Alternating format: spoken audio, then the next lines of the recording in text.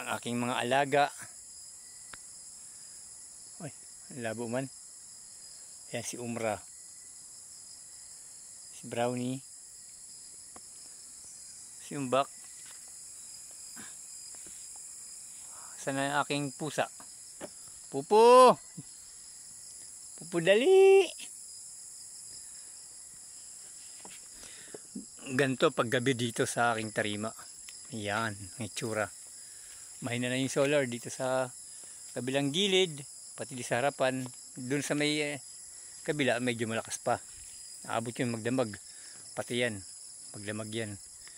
Yan ang kulungan ng pato na naglilimlim. Andun yung ibang mga pato sa kulungan na yun.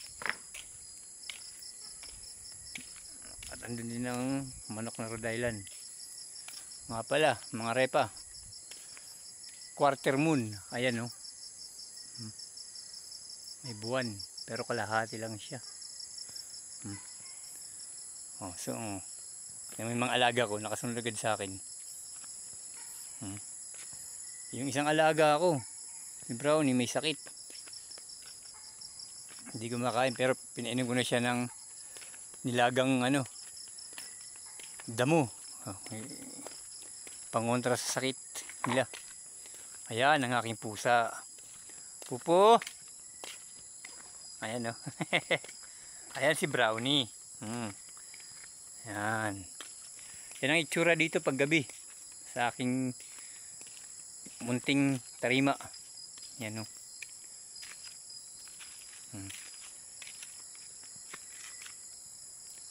Yan ang itsura pag gabi. Yan ang mga mais. Tapos yan yung mga siling panigang. Yan.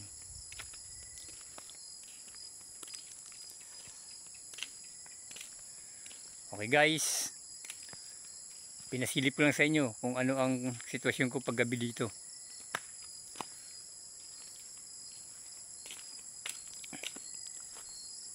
Ayan dito ang manok. Andito yung mga may inakay.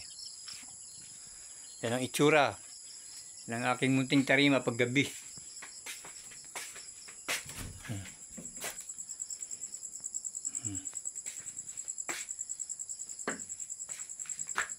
Magulo.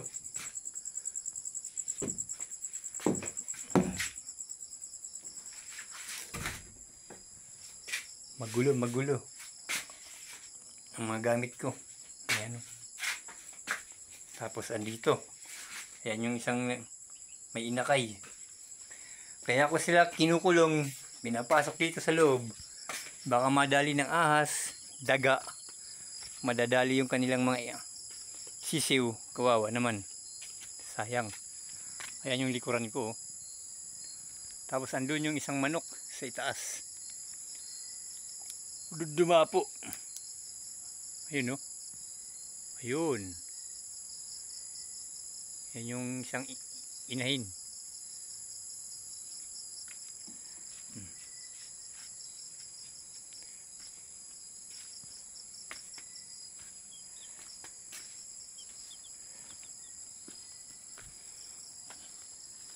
Yan mga alaga ko.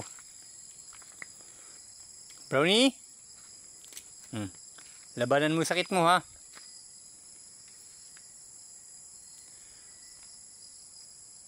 Okay guys, skip na ako. Pinakita ko lang sa inyo kung ano, pinasilip ko lang sa inyo kung ano kalagayan sitwasyon ko rito tuwing gabi. Hoy Pupo, itong alaga kong kuting oh. Ano? Dali. Naghahanap ng makakain yan. Pero pinakain ko na mga yan. Naghanap ng daga, mga insekto, ahas. Yan ang pusa na yan. Masipag manghuli.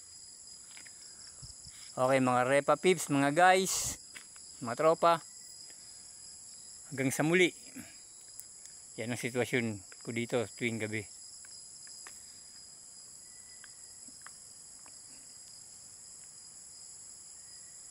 Okay, paalam.